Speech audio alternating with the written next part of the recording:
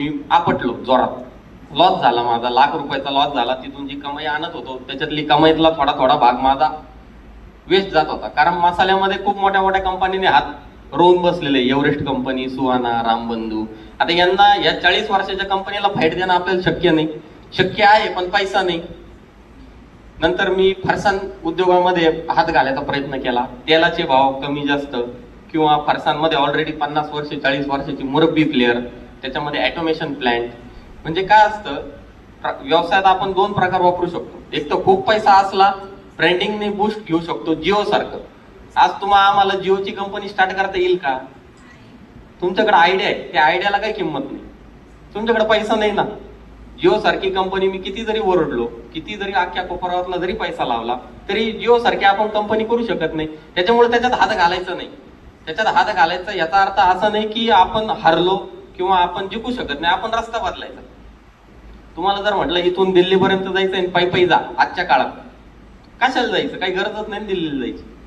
एक वेळेस दिल्लीला जायचं नाही, नाही तर फ्लाईट धरायची, नाही तर रेल्वेने जायचं. पायी का जायचं? म्हणजे हा मार्ग खूप स्लो आहे. तुम्ही म्हातारे होऊन जाशाल.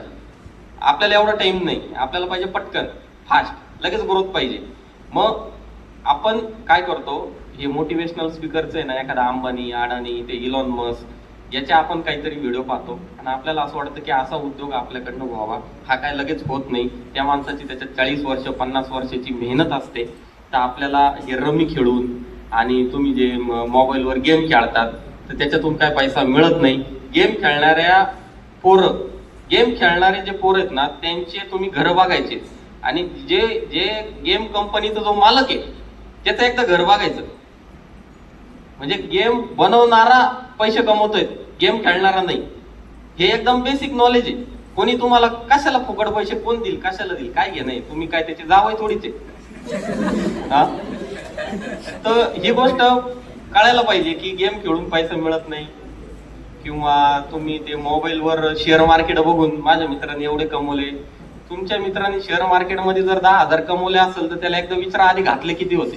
तो म्हणत माझे 30 गेले तेव्हा मला 10 मिळाले. ते हे शॉर्टकट आहेत. या शॉर्टकट पासून आहे ना सध्या लांब राहायचं.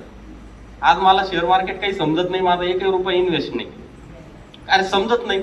ज्या वेळेस माझ्याकडे 10 लाख रुपयाची एखादी ऍसेट असेल, 10 लाख रुपयाचं माझ्याकडे बॅलन्स आहे, त्यावेळेस मी ते उद्योग कराल ना. आपल्या घरात खायला आपल्याकडं किराणा नाही, भाजीपाला नाही, आपलं घर गळतं आणि आपण ते गेम मध्ये